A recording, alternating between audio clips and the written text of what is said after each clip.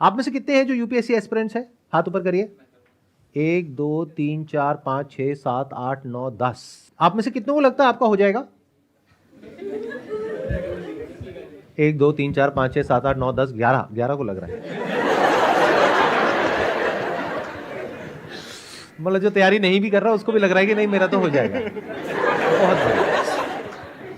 कोई है आप में से जो खुल के बात करना चाहेगा, मतलब जो भी कोचिंग में जहाँ से भी कर रहे हो? अपनी प्रिपरेशन अभी से स्टार्ट कर रहा हूँ ग्रेजुएशन के अभी साथ। आप स्टार्ट कर रहे हो? यानी आपने ज्वाइन कर लिया है या अभी नहीं कर किया? लिया सर, ज्वाइन कर लिया, 8 मंथ हो चुके हैं। बहुत सारी चीज़ें हमें नई नई सीखने को मिलती हैं। अभी जैसे बाहर रह के हम टर्म सुनते हैं कुछ भी नया, वहाँ जाके हमें पता चलता है एक्चुअल में ये है क्या, जो उसके बारे में डिटेल में पढ़ते हैं जीएस में या उसमें, तो उसी के बारे में जानकारी और ज़्यादा हो जाती है। उस जानकारी का क्या करोगे आगे इन्फॉर्म काम आएगा ये तो। आगे कहाँ काम आएगा?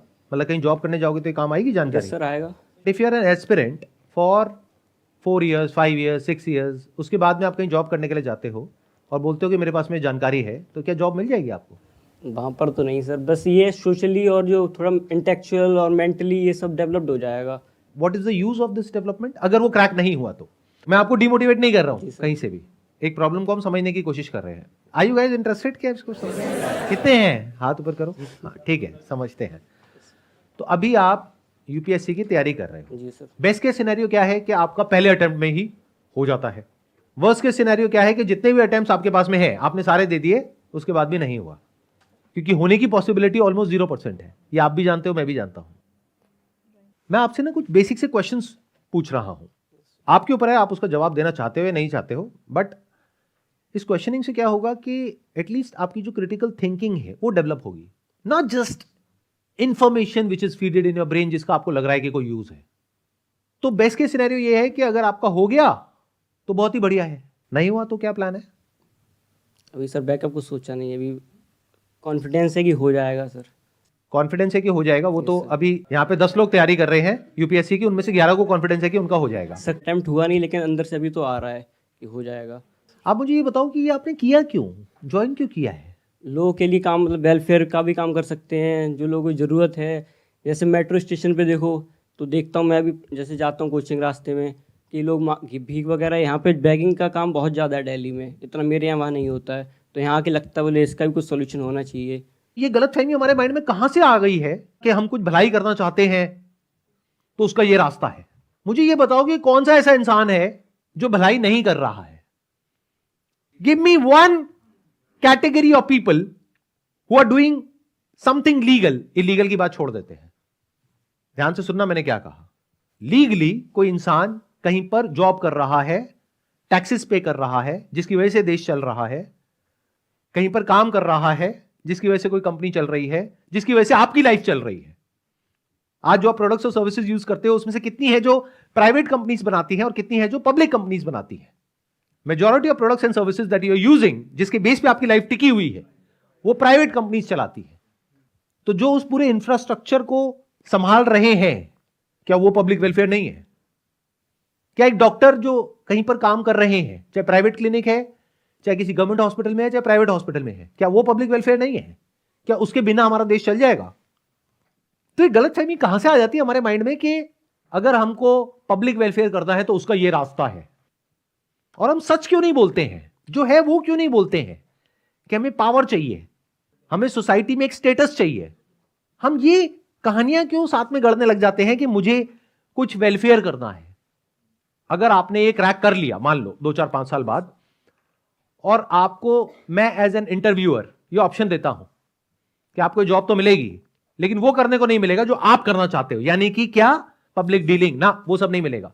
पूरी जिंदगी भर यहां पर ऑफिस में बैठ करके ये काम करना होगा जो हम कह रहे हैं, लेकिन ठप्पा मिल जाएगा कि आपका हो गया है। तो करोगे या छोड़ दोगे? छोड़ देंगे सर। कुछ दिन तो सर अच्छा लगेगा, ठीक है नया नया मिल रहा है, उसके बाद अंदर से फिर आएगा जो करना चाह रहे थे वो तो कर ही नहीं रहे हैं। जिस गोल को पाने में आपने 5 साल लगाए, आप कह रहे हो उसको पाने के बाद में मैं छोड़ दूंगा? वो तो सर एक यूपीएससी का रास्ता है, जो करना है वो जब वही नहीं कर पा रहे हैं तो फिर क्या फायदा है? तो फिर वो क्यों रास्ता है? और भी बहुत सारे रास्ते हैं, जिसको करना है उसके लिए तो बहुत सारे रास्ते हैं, वही क्यों रास्ता है? लाइफ में अगर सच में कुछ करना है ना, तो आपकी जो शुरुआत है वो हमेशा सच्चाई से होनी चाहिए। अगर शुरुआत ही झूठ पर हो गई, पूरी जिंदगी झूठ बोलते रहोगे, दुनिया से भी और खुद से भी। सच बोलो ना कि भाई मुझे पावर चाहिए, तो सर मुझे और किसी चीज से कोई लेना देना नहीं है। सड़क पे जाकर के भिखारियों की मदद करनी है, अभी कर दो। अभी तो कौन रोक रहा है? चलो एक काम करो, मैं आपको ऑफर देता हूं, देखते हैं कितनी मदद करते हो आप भिखारियों की। आप जा करके अगले 1 महीने तक भिखारियों की मदद करो सड़कों पे, उसके लिए जो पैसा लगेगा मैं दूंगा आपको, लेकिन आपको दिन में 12 घंटे काम करना होगा। करोगे? Yes sir. और 1 महीने तक आप यहां पे नहीं जा पाओगे, जो भी आपकी कोचिंग है। अब बोलो यस सर। बोलो आपके लिए इंपॉर्टेंट क्या है, ये कोचिंग या फिर मदद करना सड़क पे जो भिखारी है उनकी? अगर वो इंपॉर्टेंट है तो कोचिंग गई भाड़ में। आप यही तो कह रहे हो ना कि भाई वो कोचिंग में इसलिए ले रहा हूं क्योंकि कोचिंग करके मेरा ये हो जाएगा और मैं भिखारियों की मदद करूंगा। मैं आपको एक ऑप्शन दे रहा हूं, ओपन ऑप्शन, देखते हैं आप ये एक्सेप्ट करते हो या नहीं करते। यूपीएससी क्रैक करने के बाद में आपको जो सैलरी मिलेगी, यस सर। उतना पैकेज मैं आपको अभी देता हूं, लेकिन दिन में 12 घंटे आपको वो करना पड़ेगा जो आप कह रहे हो, यानी 12 घंटे दिन में सुबह से लेकर के रात तक भिखारियों की मदद करनी होगी। उसके लिए जो पैसा लगेगा वो हमारी कंपनी का एक सीएसआर डिवीजन है, वो आपको पे करेंगे। और भी सर डिपार्टमेंट है ना, और भी काम है उसमें, सिर्फ यही थोड़ी यूपीएससी की जरूरत।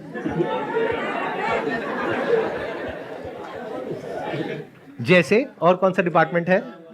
और भी एक मिनट सुनो। हाँ, और भी लोग हैं जरूरतमंद जिन्हें, ये जरूरी नहीं है भिखारी, और भी लोगों का है। नहीं, भिखारियों को आपकी जरूरत है या नहीं है? भिखारियों के लिए आपको उन्हें कुछ तो करना है है, नहीं करना उन्हें है? है सर, और भी है ना। देखो और भी तो फिर और तो बहुत कुछ है, सबका तो आप मदद कर भी नहीं सकते, एक जिंदगी कम पड़ जाएगी। एक जिंदगी में एक कैटेगरी को आपको चूज करना होगा जो आपके लिए सबसे इंपॉर्टेंट है, उसको जो आपको मदद करनी है वो मुझे बताओ किसको करनी है।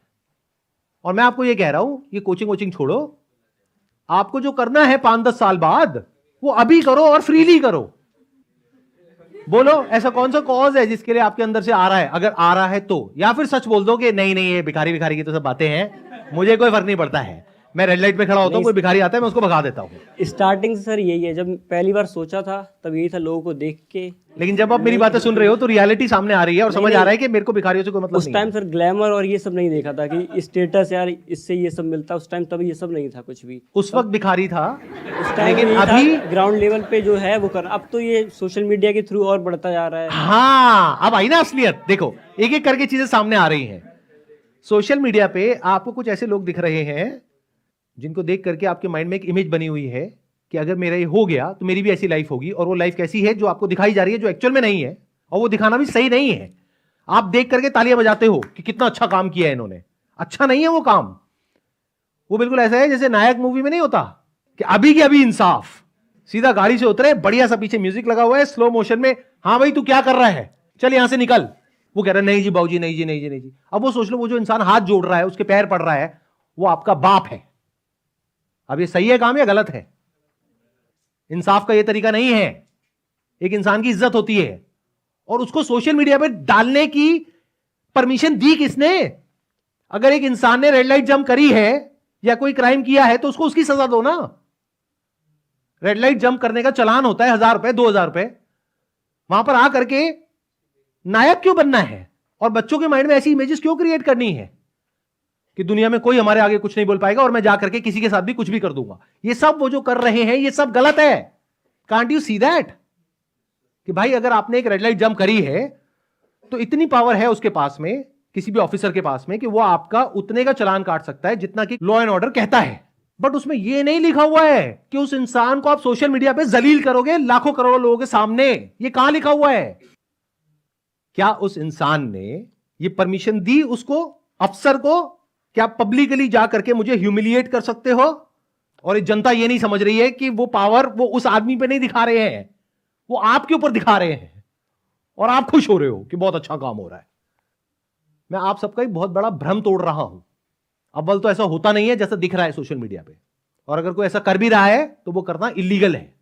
इस बात को अच्छे से समझ लो। ये जो कोचिंग वाले हैं जितने भी, वो आपके साथ ऐसी बातें नहीं करेंगे जैसी मैं कर रहा हूं। वो क्या बोलेंगे? ऐसी बातें करना छोड़ दो कि कितनी सीट्स है और कितनी नहीं है। तुझे तो एक ही सीट चाहिए ना। आप ये मत सोचो कि 10 लाख लोग अप्लाई करते हैं, उसमें से इतनों का होता है, इतनों का नहीं होता है। अरे तुझे तो एक ही सीट चाहिए, वो एक सीट तेरी ही है। सबको यही बोल रहे हैं। कोचिंग वालों को टॉपर्स चाहिए। अरे कोचिंग वालों को क्या चाहिए वो तो छोड़ ही दो, वो तो एक अलग ही गेम है, और बहुत इंटरेस्टिंग गेम है अगर वो आप समझ पाओ तो। वो अगर किसी में भी थोड़ा सा भी दिमाग होगा तो वो समझ जाएगा कि गेम क्या है और किस लेवल पे है। कि अगर एक कोचिंग में मान लो फॉर एग्जांपल 20,000 बच्चा है जो 2 लाख रुपए दे रहा है, तो कितना पैसा हो गया एक साल का? 4 करोड़। 4 करोड़।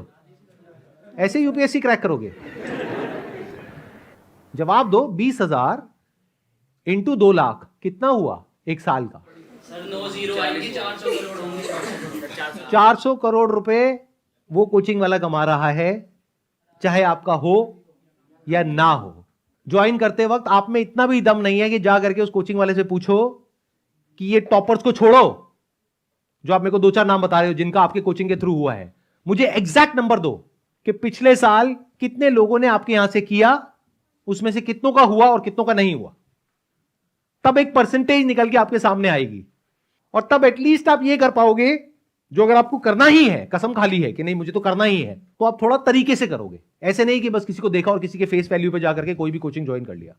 फॉर एग्जाम्पल किसी के यहां पे 1000 बच्चे हैं और 10 का हुआ तो परसेंटेज में कितना आया? 1%। 1%। किसी के यहां पे 10,000 बच्चे हैं और 20 का हुआ तो कितना परसेंट है? 0.2। 0.2%। तो कौन सी कोचिंग को आपको ज्वाइन करना चाहिए आइडली? 1%। जो छोटी है, जिसकी सक्सेस रेशियो बेटर है, बजाय कि ऐसी कोचिंग को जिसको नाम बहुत है लेकिन सक्सेस रेशियो बहुत कम है। सर रियलिटी तो कोई बताता नहीं है ना अपने बारे में। तो रियलिटी पता करो। क्या ये स्किल हमारे अंदर होनी चाहिए या नहीं होनी चाहिए? होनी इंपॉर्टेंट है चाहिए। या नहीं है? होनी चाहिए। देखो कोई आपको रियलिटी नहीं बताएगा। इस गलतफहमी से बाहर आ जाओ कि कोई आपको रियलिटी बताएगा। इसको छोड़ो, कोचिंग को। दुनिया में कहीं भी कोई भी आपको रियलिटी नहीं बताएगा। True। वो पता करना आना चाहिए। हाँ जी। आप उनसे बात कर सकते हो कि मेरे को रेफरेंसेस दो कुछ ऐसे लोगों के जिनका नहीं हुआ है। सही क्वेश्चन पूछना तो सीखो। हम जाकर के वहां पे क्या कहेंगे कि हमें रेफरेंस दो ऐसे किसी का जिसका हो गया है, क्या मैं उनसे बात कर सकता हूं आपकी कोचिंग को ज्वाइन करने से पहले? और वो पहले तैयार है इस क्वेश्चन के लिए। वो कहेंगे आगे एक और बेवकूफ, लो करो बात। और वो बंदे बात करने के लिए तैयार बैठे, अरे बहुत बढ़िया है जी, बहुत बढ़िया है। आप क्वेश्चन ही बेकार के पूछते हो, हमें पता ही नहीं कि इंफॉर्मेशन को निकालते कैसे है। उनसे जाकर के बोलो कि मुझे नहीं पता करना कि आपके यहां पे कितनों का हुआ है, क्योंकि मुझे नहीं पता कि उनका एक्चुअल में आपके यहां से हुआ भी है या नहीं हुआ है। I don't know that. हो सकता है कहीं और से हुआ है, सेल्फ स्टडी करके हुआ है और नाम आपका आ रहा है। तो मुझे बस 10 ऐसे लोगों का नंबर दे दो जिनका नहीं हुआ है। मतलब वहां पे जो बच्चे पढ़ रहे हैं, अगर बाहर आप जाकर के एक दिन के लिए जासूसी करो, वहां पे बाहर खड़े हो जाओ जहां पे पान की दुकान होगी, चाय की दुकान होगी, वहां पे जाकर के उन बच्चों से बात करो तो बहुत कुछ आपको समझ आ जाएगा। चाहो तो बहुत कुछ पता कर सकते हो, वो अलग बात है कि हम करते नहीं है। Yes. As simple as. Please have a seat. Thank you sir. Thank you so much for coming.